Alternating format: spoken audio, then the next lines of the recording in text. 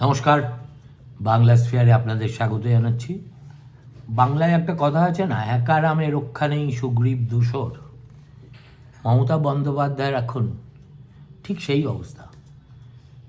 এর আগের এপিসোডে আপনাদের বলেছিলাম ত্রহস্পর্শের কথা, এবং প্রথম স্পর্শ হিসেবে আমাদের সেনাবাহিনী, বিশেষ করে ফোর্ট উইলিয়ামের ইস্টার্ন কমান্ড, যারা এত বড় একটা পূর্ব সীমান্ত রক্ষা করে, এবং শুধু তাই নয়, আমাদের প্রতিবেশী দেশ যেমন বাংলাদেশ, নেপাল, ভুটান, মায়ানমার, চীন,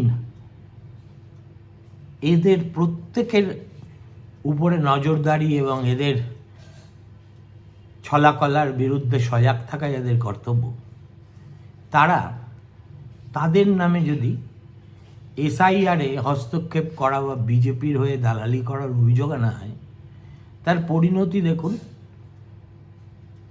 খুব খারাপ হতে বাধ্য।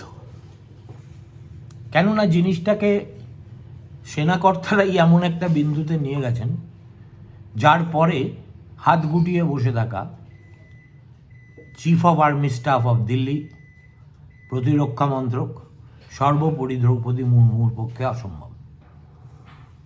সুগ্রীব দোসর কেন বলছি? কেননা এই সেদিনই এনফোর্সমেন্ট ডাইরেক্টরেট মুখ্যমন্ত্রী মমতা বন্দ্যোপাধ্যায়ের নাম করে তাদের আইনসিদ্ধ তদন্তে বাধা দানের প্রশ্নে কি কি মন্তব্য করেছে, কিভাবে তৃণমূল অর্কেস্ট্রেটেড কলকাতা হাইকোর্টে গণ্ডগোল হয়েছে, এবং তারপরে যে নির্দেশ সুপ্রিম কোর্ট দিয়েছে, তাতে আসলে আমাদের যদি একটুখানি লজ্জাশরম বোধ থাকতো, তাহলে হয়তো মুখ্যমন্ত্রীর কাছ থেকে আমরা অন্যরকম কিছু আশা করতে পারতাম। কিন্তু এখানে তো তা হওয়ার নয়। দেখুন, মুখ্যমন্ত্রীর বিরুদ্ধে নাম করে এবং ছত্রে নাম করে একটা কেন্দ্রীয় গোয়েন্দা সংস্থা দেশের সর্বোচ্চ আদালতের কাছে গিয়ে নালিশ জানাচ্ছে, এটা যেমন একটা নজিরবিহীন ঘটনা, তেমনি চোর পালিয়ে যাওয়ার পরে লোকের যেমন বুদ্ধি বাড়ে, তেমনি দেখছি হঠাৎ কেন্দ্রীয় নির্বাচন কমিশন এবং তাদের চিফ ইলেকশন কমিশনার গা ঝাড়া দিয়ে ওঠার মতো একটা ব্যবস্থা করছেন। এনফোর্সমেন্ট ডাইরেক্টরেটের পরে ইলেকশন কমিশন এই পশ্চিমবঙ্গের এসআইআর মামলায় গতকাল যে এফিডেভিট মানে হলফনামা জমা করেছে, তার ছত্রে মমতা বন্দ্যোপাধ্যায়ের বিরুদ্ধে তোপ দাগা আছে। প্রথমে ইডি, তাকে যদি রাম ধরেন তাহলে অবশ্যই সুগ্রীব দোসর হচ্ছে ভারতবর্ষের নির্বাচন কমিশন।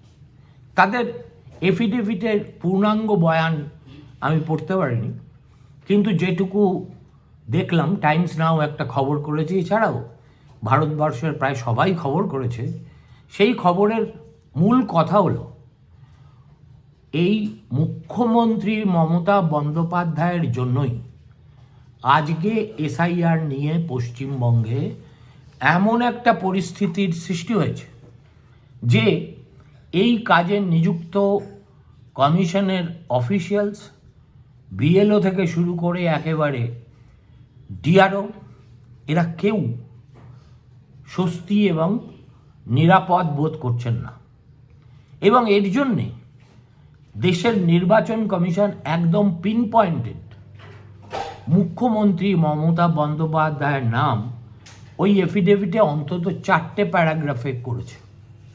তাদের বক্তব্য, তিনি এমন একটা ফিয়ার মঙ্গারিং করছেন, অর্থাৎ এসআইআর সম্পর্কে মানুষের মনকে বিষাক্ত করার জন্য এমন সব কথাবার্তা বলছেন, এমন সব কাণ্ড করছেন, যারই অনিবার্য ফল হলো এই নৈরাজ্য এসআইআরকে ঘিরে। দ্বিতীয় পয়েন্ট, এই যে পশ্চিমবঙ্গে আমরা যে ছবি দেখতে পাচ্ছি, দেশের আরও যে 11টি রাজ্যে এসআইআরের কাজ চলছে, সেগুলো কিন্তু সেখানে কিন্তু এই ধরনের ধ্যাসটামিত দূরস্থান এর ধারে কাছে কোনো কিছু দেখা যাচ্ছে না। অর্থাৎ একটা রাজ্যের সরকারের কাছ থেকে যে সহযোগিতাটুকু প্রত্যাশিত এবং নির্বাচন কমিশনের মতো একটা সাংবিধানিক সংস্থা যখন একটা এক্সারসাইজ করে, তখন একটা রাজ্যের ভূমিকা যা হওয়া উচিত, একমাত্র পশ্চিমবঙ্গ নামক নৈরাজ্য স্থানে তার ছিটে ফোটাও দেখা যাচ্ছে না। দেখুন, এই তো সূর্যকান্ত বলেছিলেন যে এসআইআরের কাজকর্ম যাতে নির্বিঘ্নে হয়, সেজন্য রাজ্য সরকারের যে একেবারে কোনো কর্তব্য নেই তা তো নয়।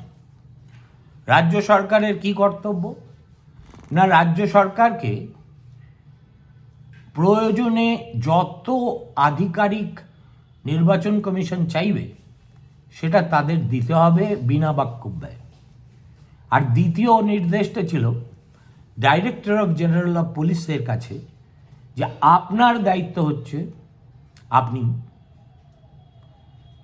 এই রাজ্যে যাতে আইন শৃঙ্খলা পরিস্থিতি নিয়ন্ত্রণে থাকে, অর্থাৎ এসআইআরের কার্যাবলী নির্বিঘ্নে শেষ হতে পারে, সেটা দেখার দায়িত্ব আপনার। On both counts state government has done nothing. একদিকে তৃণমূল কংগ্রেসের ঠ্যাঙাড়ে বাহিনী একটার পর একটা শুনানি কেন্দ্রে গিয়ে গণ্ডগোল করছে এবং এই অভিযোগ তুলছে যে সুপ্রিম কোর্টের আদেশ মেনে কোনো কিছু হচ্ছে না। অন্যদিকে সুপ্রিম কোর্টের আদেশ প্রাথমিকভাবে যাদের মানার কথা, রাজ্য সরকার এবং রাজ্য পুলিশ, তাদের যে ঠুটো জগন্নাথ ভূমিকা, সেটা তো আড়াল করা যাচ্ছে না। অতএব এই যে এফিডেভিট ইলেকশন কমিশন দাখিল করলো, তার পরিপ্রেক্ষিতে তারা আবার একটা জরুরি শুনানি এক্ষুনি দাবি করবে কিনা আমি বলতে পারি না, কিন্তু এটা পশ্চিমবঙ্গ সংক্রান্ত এসআইআরের প্রশ্নে একটা বিশাল জটিলতা সৃষ্টি করতে বাধ্য। এবং যেভাবে সেদিনকে 3 সদস্যের বেঞ্চ, যার মধ্যে 2জন বঙ্গজ সন্তান ছিলেন, তারা এই ট্রান্সপারেন্সি লিস্ট বাইরে বের করা এটসেট্রা এটসেট্রা এরকম অনেক কথা বলেছেন। মাধ্যমিক উচ্চ মাধ্যমিকের অ্যাডমিট কার্ড গ্রহণযোগ্য করতে হবে সে কথাও বলেছেন, এবং বলেছেন যে আপনারা দয়া করে যে স্ট্রেসের মধ্যে দিয়ে মানুষ যাচ্ছে তাতে আর ঘৃতাহুতি দেবেন না। আমার ধারণা election commission should refuse to plead it's case in a court represented by Bengalis who are supposed to be or maybe perceived to be biased towards a certain cause. আমি জানি না এখানে যেমন চট করে যে রাজ্যের প্রধান বিচারপতি নিয়োগ হয়, সেখানে ঠিক রাজ্য ক্যাডারের লোকজন আগে হতো না, এখন হচ্ছে। তবুও কলকাতার ক্ষেত্রে শিবজ্ঞানম গেলেন, সুজয় পাল যিনি এখন হয়েছেন, তিনিও মধ্যপ্রদেশ থেকে এসেছেন।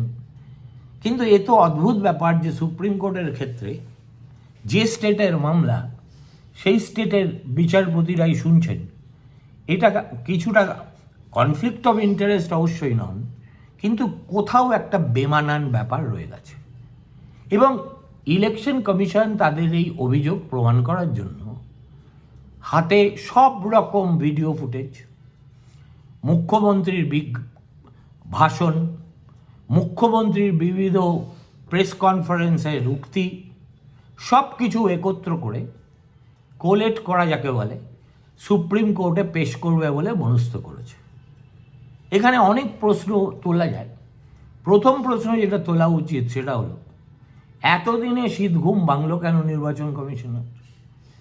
এসআইআর নিয়ে মমতা বন্দ্যোপাধ্যায় হুমকি দিচ্ছেন। এসআইআর প্রক্রিয়া শুরু হওয়ার অন্তত 2 মাস আগে থেকে প্রতিটি সভায় তিনি নিয়ম করে হুঙ্কার ছাড়তেন, আমার রাজ্যে এসআইআর হতে দেব না দেব না দেব না।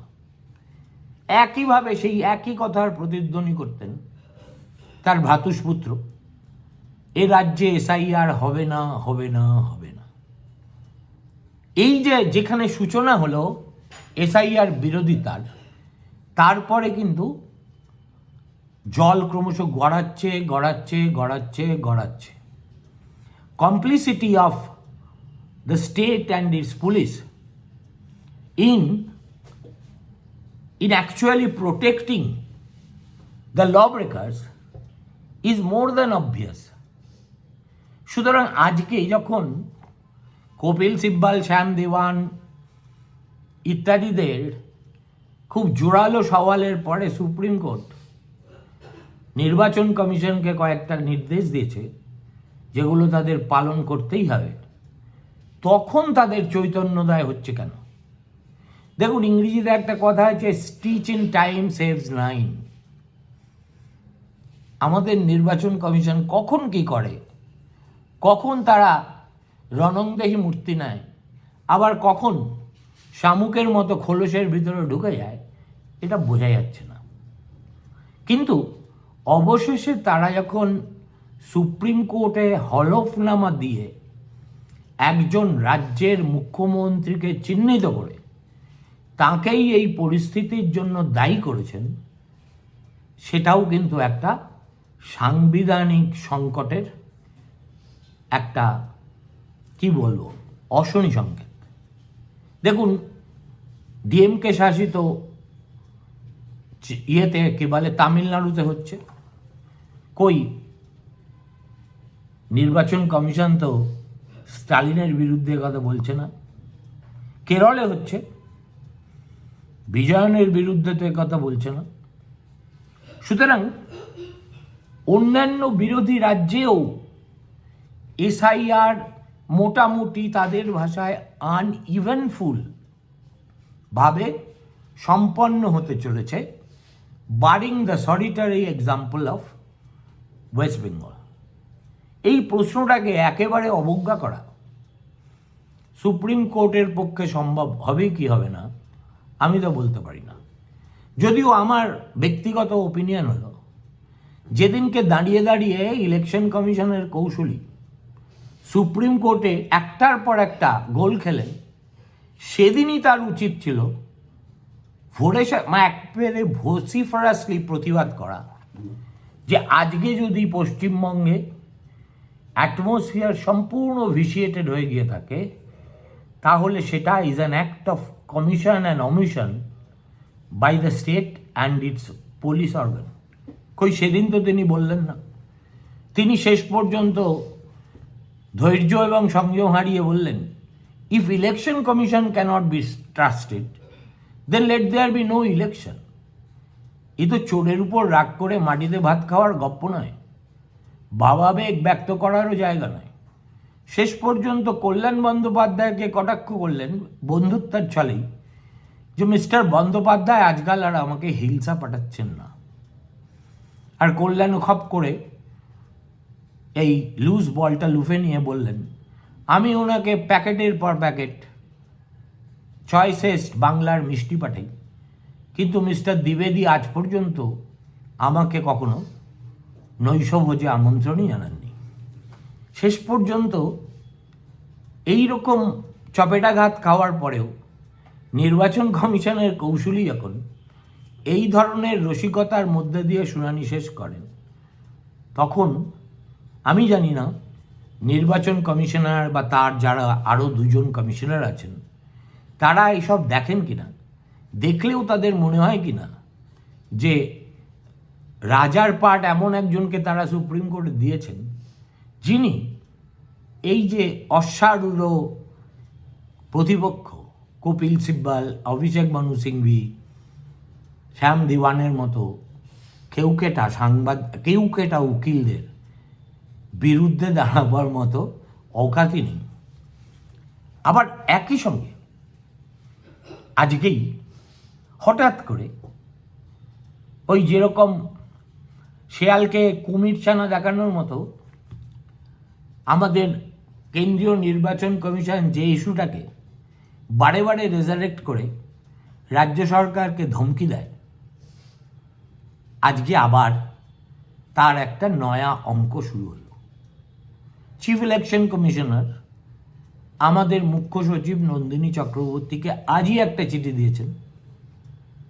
সেই 2024 সালের সম্ভবত অগস্ট মাসে, না 25-এর, ঠিক মনে নেই আমার, ওই যে 4 জন স্টেট গভর্নমেন্টের অফিসার যারা ইসিআই এর পাসওয়ার্ড, লগ ইন ডিটেল আইপ্যাকের লোকজনকে সমর্পণ করে নিজেদের দায়িত্ব লঙ্ঘন করেছিলেন, তাদের বিরুদ্ধে ব্যবস্থা নিতে বলেছিলেন, এফআইআর করতে বলেছিলেন এবং বলেছিলেন এদেরকে সাসপেন্ড করো।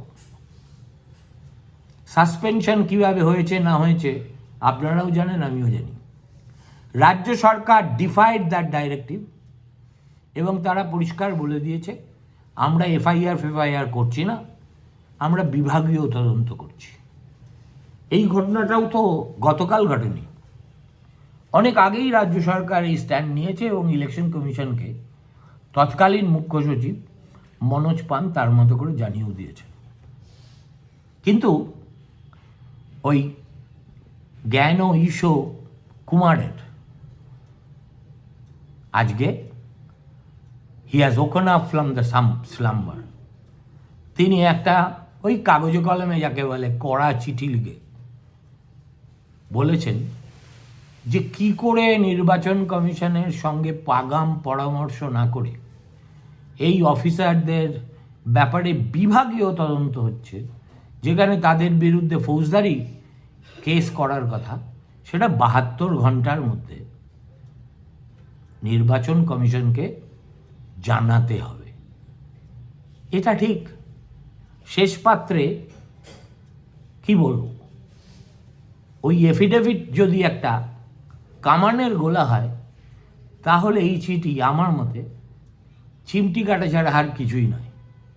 তবু নির্বাচন কমিশন যদি আজকে একদিকে সুপ্রিম কোর্টে গিয়ে মুখ্যমন্ত্রীকে দোষী ঠাওরায়, আবার স্বয়ং মুখ্য নির্বাচন কমিশনার একটা অমীমাংসিত ইস্যুকে সামনে এনে আবার রাজ্য সরকারের প্রশাসনকে কিছুটা ভাবিয়ে তোলেন, তাহলে মনে হচ্ছে যেন কোথাও একটা বোধহয় চৈতন্যদয়ের ঘটনা ঘটছে। ভালো থাকবেন। পরের ভিডিওয় ত্রহস্পর্শর শেষ স্পর্শ নিয়ে অবশ্যই আলোচনা করব। নমস্কার।